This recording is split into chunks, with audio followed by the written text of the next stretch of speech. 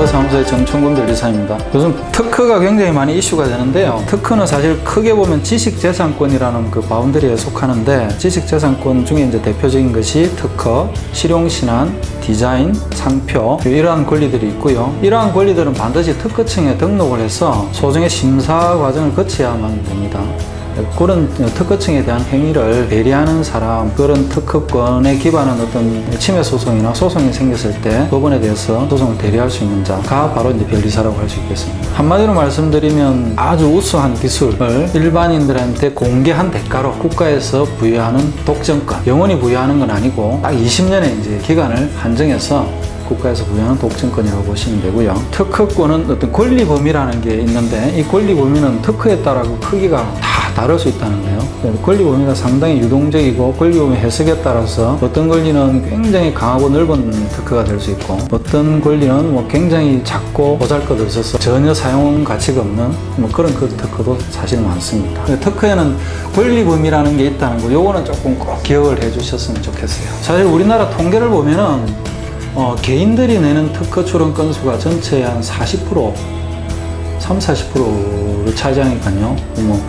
연간 한 18만 건 정도 특허 실용신안이 출원되는데, 그 중에 한 40% 정도가 개인 명의로 이렇게 출원되는 걸로 보면 굉장히 일반인들도 그 특허에 참여할 수 있는 기회는 열려 있다, 그렇게 보시면 되고요. 그리고 특허라고 해서 굉장히 어렵고 난해하고 그런 기술이라고 생각하시면 안 되고, 그럴 필요가 전혀 없습니다. 대부분의 특허는 생활이나 업무 중에 발견되는 문제점, 불편했던 점을 개선하기 위한 조금의 노력이, 그걸 이제 잘 정리해서 기존의 어떤 문제점을 잘 부각을 시키고, 그걸 어떤 식으로 이제 개선을 했다, 그런 구성적인 차이점을 잘 부각을 시키면 특허 받는데 크게 어려움은 없습니다. 그리고 이제 발명과 특허가 뭐냐? 발명은 우리가 머릿속에서 나오는 아이디어, 이거는 거의 모두가 발명이라고 보시면 됩니다. 물론 이제 특허법에서는 법적인 용어로 조금 어렵게 정의를 해놓긴 했는데, 그렇게 일반인은 아실 필요는 없고요. 우리가 머릿속에서 나오는 아이디어는 모두 발명이다. 불편을 해결하기 위해서 나오는 것은 모든 발명이다. 그럼 발명하고 특허는 무슨 차이가 있느냐? 발명 중에 조금 새롭고, 그 다음에 새로운 것 대해서 기존에 비해서 약간 기술적인 의의를 인정할 수 있을 정도로 조금 높은 수준의 발명에 대해서 이제 특허 심사를 통과한 발명, 그거는 이제 특허받은 발명이다, 이렇게 이해하시면 되고요. 일반인들이 할 수 있는 내는 아이디어는 모두 발명이 되고, 그 발명들이 특허청의 심사를 거쳐서 통과되면 특허가 되는 거죠. 중소기업이나 대기업이나 일반인이나 누구든지 특허를 내서 특허청에 대한 절차는 사실 동일합니다. 특허 명세서라는 서류를 만들어서 특허청에 제출하고, 그러면 특허청에서는 제출된 서류를 보고, 제출된 발명하고 유사한 발명이 그 선행기술이라고 그럽니다. 우리 용어로. 선행기술이 있는지를 이제 검색을 하죠. 각국 특허청에 엄청난 특허 문헌들이 DB에 축적되어 있고, 사실 우리나라만 해도 한 200만 건 정도의 특허 문헌들이 집적이 되어 있으니까, 우리나라, 미국, 일본, 유럽 특허청에 이제 접속을 해서, DB에 접속을 해서 선행기술을 검색을 하죠. 그리고 그 유사한 선행기술이 발견되면 출원했던 발명자한테 알려줍니다. 이러이러한 유사한 그 선행기술이 나왔으니까 차이점이 있으면 의견을 한번 내보십시오 하고 이제 통지를 1차적으로 해줍니다. 그러면 통지를 받고 분석을 해서 차이점이 있으면 분석을 해서 그 차이점에 대한 의견서를 심사관, 특허청 심사관한테 제출하면 되고요. 그 심사관이 의견서를 읽어보고 수긍이 된다 하면 특허 결정서를 보내줍니다. 안 되면 거절 결정서가 나오죠. 그 특허 결정서가 나오면 이제 소정의 등록료 납부를 하고, 그러면 이제 그 부동산 등기부 등본처럼 특허 등록 원부라는 게 이제 특허청에서 딱 생깁니다. 이제 그걸 보내주죠. 그러면 이제 특허가 완료가 되는 겁니다.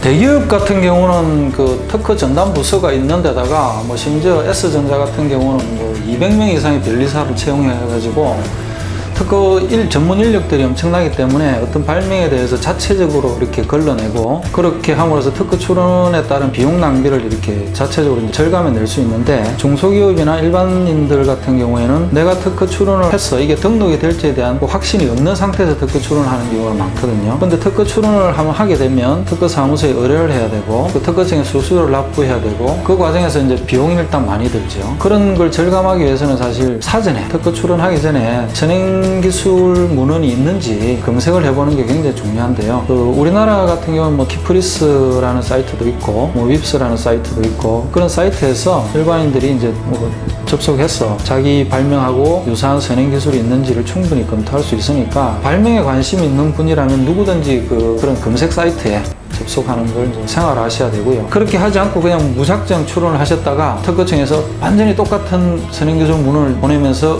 의견을 내보시오 하면 대책이 없는 경우가 상당히 많거든요. 사전에 충분히 그런 걸 조사해보는 습관을 가지셔야만 한다는 말씀을 꼭 드리고 싶습니다. 일단 특허청에서 등록하는 권리는 특허, 실용신안, 상표, 디자인 그렇게 4가지라고 보시면 되고요. 저작권은 등록하는 기관이 다릅니다. 저작권은 서적이나 창작물이나 뭐 시나리오나 뭐 사진이나 특이하게는 이제 컴퓨터 프로그램을 저작권위원회라는 기관에 등록을 해야 됩니다. 기본적으로 특허권, 실용신안권이나 특허청에 등록하는 권리는 특허청에서 심사를 통과해야 권리가 생깁니다. 그런데 저작권은 어떤 사람이 저작물을 창작을 완료한 그 시점에 이미 저작권은 발동이 되는 그게 조금 차이가 있죠. 형식적으로 특허권이나 실용신안권이나 상표권, 디자인권은 형식적인 절차를 통과해야만 보호를 해주는 것이고요. 저작권은 그런 형식적인 요건은 뭐 보호나 대항을 위한 어떤 요건에 불과하고 저작권이 있냐 없냐는 완성한 시점부터 생기기 때문에 그 점에서 기본적으로 그 발생 요건이 조금 다르다고 보시면 되고요. 특허청 분야로 좀 돌아오면 특허와 실용신안은 사실 동일합니다. 그게 이제 특허는 대발명이고 실용신안은 소발명이라고 되어 있는데 물론 이제 시작은 조금 그렇게 시작을 했지만 실제 실무상에서는 거의 동일하고요. 단지 우리나라 법에서는 이제 실용신안은 출원할 수 있는 특허청에 제출할 수 있는 발명의 대상을 좀 좁혀놨습니다. 쉽게 말씀드리면 물건에 함정된 것만 실용신안으로 출원할 수 있어요. 그 물건의 뭐 형상, 구조, 조합 이런 거에 관련된 발명이라고 안 하고 실용신안의 고안이라고 하긴 합니다만 그런 고안에 대해서만 실용신안 출원이 가능하고요. 화학물질이라든지 컴퓨터 프로그램에 관련된 뭐 비즈니스 모델이라든지 인터넷 비즈니스 모델이라든지 뭐 이런 것들 그 물건이 아닌 유형적이 아닌 것에 대한 발명은 반드시 특허로만 출원하셔야 됩니다. 상표는 뭐 말 그대로 브랜드에 대한 권리고요. 최근 동향은 소리 상표에 대한 논의가 활발해서 앞으로 소리 상표도 아마 등록이 될 거라는 게 좀 특이점이기도 합니다. 예를 들어서 무슨 오토바이 있죠. 뭐 되게 유명한 오토바이, 할리 뭐 이런 오토바이 있잖아요. 그죠? 그 오토바이에서 배기음 소리가 상표 등록되어 있다는 소리가 있고요. 그 다음에 무슨 영화사 MGM의 그 사자가 우는 소리, 그것도 상표 등록이 되어 있다는 소리도 있습니다. 최근 그런 그 독특한 브랜드를 상징할 수 있는 소리에 대해서도 상표 등록이 우리나라에는 아직 도입이 안 됐는데 최근 그 도입이 이제 좀 활발히 논의가 되고 있고요.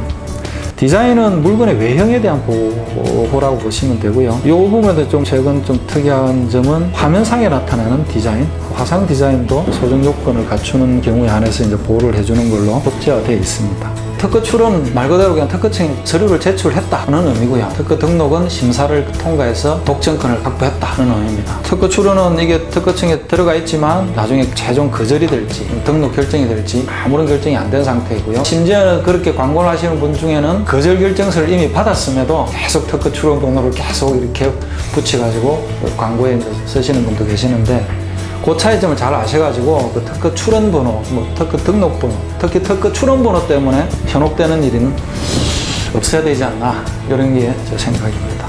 그리고 특허 출원을 하고 나서 특허 결정이 나오는 데까지 지금 현재 우리나라 심사기간이 1년이 조금 넘게 걸립니다.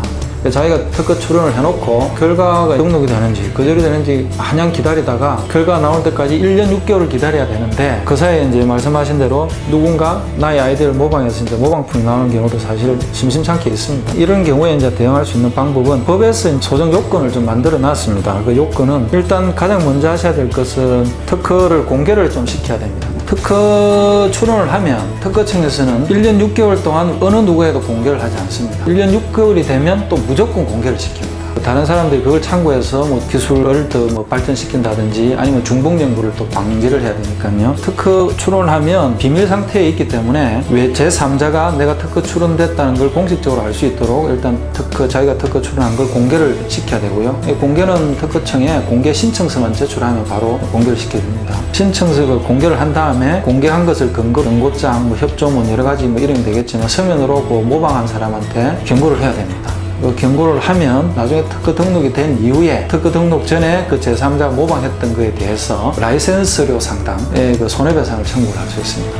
그렇게 할 수 있게끔 법에는 이제 제도적으로 보호책을 마련해 놓고 있습니다. 특허 침해가 발생했다. 침해자의 제품이 일단 나의 특허를 침해했는지를 정확하게 판단을 해야 되겠죠. 그 판단을 어떻게 하냐면 특허는 특허 받을 당시에 나의 권리 범위에 침해자의 제품이 속하느냐 속하지 않느냐 이거에 대한 판단이 선행이 돼야 되겠죠. 비전문가가 하기에는 좀 사실 무리한 부분이 있고요. 자칫 또 잘못 판단하면 적절한 대응이 어렵기 때문에 그런 판단은 변리사나 특허사무소 특허 관련 전문가한테 사실 의뢰를 해서 내 권리 범위에 속하는지 여부를 정확하게 판단을 해야 되고요. 더 공적으로 판단을 하려면 특허 심판원에 적극적인 권리 범위 확인 심판, 침해자의 제품이 나의 특허의 권리 범위에 속한다. 그런 판단을 구하는 심판 청구도 할 수 있습니다. 어떻든 그런 식으로 침해 여부를 일단 판단을 해서 판단을 해본 결과 침해라고 판단이 되면 통상 가장 1차적인 절차는 경고장을 발송하는 겁니다. 침해 중지를 요청을 하고요. 경고장을 받은 그 침해자가 그 상태에서 이제 더 이상 그 물건을 생산하지 않고 스톱을 하면 그래서 상황이 종료되는데 침해자가 반대로 이제 공격하는 경우가 또 생깁니다. 당신은 권리 범위에 속한다고 판단을 했지만 내가 판단해 이쪽에서 판단해 보니 권리 범위에 속하지 않는 걸로 판단이 된다. 나는 계속 쓰겠다. 또 그렇게 주장하는 경우도 있고 당신 특허를 분석을 해보니 심사관이 심사를 한다고 해서 통과됐지만 이건 심사에 약간의 조금 문제가 있었다. 심사관도 선행기술을 서치 않는데 한계가 있어서 이건 발견하지 못한 모양인데 내가 찾아보니 정말 똑같은 선행기술이 있더라. 그러면서 그런 문헌을 보내오면서 당신 특허에 문제가 있으니까 나는 계속 쓰겠다 이렇게 주장하는 경우도 많습니다. 이때부터는 진짜 전문적인 권리범위 판단의 단계가 들어가고 특허 권리범위가 속하는지 안 속하는지에 대한 판단의 단계가 들어가고 특허청에서 권리를 부여받은 특허권의 무효냐 아니냐 존속 여부에 대한 이제 싸움까지 들어가는 거죠. 항상 보면 대부분의 경우 이 두 싸움은 항상 병행을 할 수밖에 없는 구조라고 보시면 됩니다. 특허권은 속지주의 원칙이 지배 원칙입니다. 그래서 이제 우리나라에서 특허권을 받으면 우리나라에서만 행사를 할 수 있죠. 미국에서 특허권을 행사를 하려면 미국 특허청에 출원을 해서 특허권을 받아야 되고 각 나라마다 출원을 해야 됩니다. 그런데 우리나라에 출원을 한 사람이 바로 같은 날에 미국과 일본 등에 바로 출원하는 것은 거의 불가능하죠. 그죠? 번역도 해야 되는데 그래서 이제 이게 뭐 1800년대부터 각국에 이제 합의된 그 파리 협약이라는 게 있어서 한 나라에서 출원하고 1년 내에 다른 조약국에 출원을 하면 원래 나라에서 제1국이라고 표현하면 제1국에서 출원한 날을 기준으로 이 특허 여부를 심사합니다. 아까 특허를 받기 위해서는 선행기술이 없어야 된다고 그랬죠.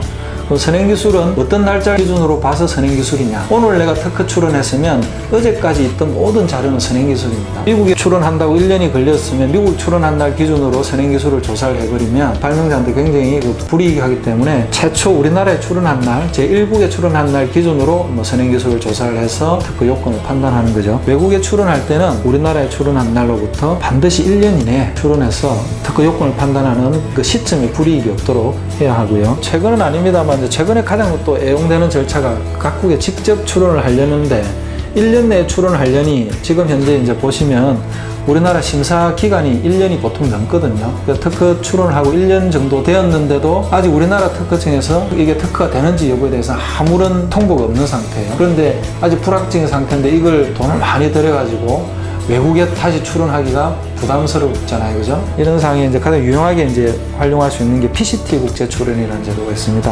각국에 일단 모든 나라마다 출원할 필요는 없고요. 우리나라에 출원한 날로부터 1년 이내에, 여기도 1년 이내입니다. 1년 이내에 출원을 하면 PCT 조약국이 전체 한 150개국이 조금 안 되는데요. 전 세계 150개국에 일단 출원된 걸로, 가출원된 걸로 일단 효력이 생깁니다. 우리나라 출원한 날로부터 30개월, 2년 6개월이죠. 그리고 나라에 따라서는 31개월 내에 각 나라별로 개별적으로 번역물을 제출하면서 진입하면 되는 제도가 PCT 국제 출원이거든요. 그 PCT 국제 출원 제도를 이용하면 1년 이내에 진출할 나라를 모두 진출하지 않아도 되니까 어느 정도 국내에서 특허가 되는지 여부를 확인한 다음에 외국에 출원할 수 있는 장점이 있고요. PCT 국제 출원을 하면 국제사무국에서 선행기술 조사를 좀 해줍니다. 그걸 활용해서 이게 정말 특허 가능성이 있는지를 다시 한번 출원인이 확인할 수 있어서 외국 출원에 따른 그 비용 낭비의 우려를 조금 줄여줄 수 있는 그런 장점이 있습니다. 예전에는 변리사가 되면 변리사가 근무하는 데가 특허사무소에 근무하는 그 말고는 다른 진로는 사실은 없었습니다. 최근에는 이제 기업에서 특허에 대한 그 특허의 중요성에 대한 인식이 굉장히 늘어나면서 사내 변리사를 채용하는 경우가 굉장히 많이 늘어났어요. L전자 같은 경우도 100여 명의 변리사를 충원했다는 이야기도 있고, 변리사들이 뭐 기존에 지금처럼 특허사무소에만 근무하는 시대는 이제 지나갔고요. 변리사 시험에 합격하신 분들이 갈 수 있는 길들이 뭐 국내 여러 기업도 굉장히 많고 특허사무소에도 있고요. 제 아는 지인 중에서는 많은 분들이 국내 특허사무소에서 근무하시다가 외국의 이제 로펌, 외국의 이제 특허 로펌에 이제 취업을 해서 외국으로 가신 분들도 또 꽤 있거든요. 그래서 뭐 변리사들이 뭐 갈 수 있는 부분들이 굉장히 많고요.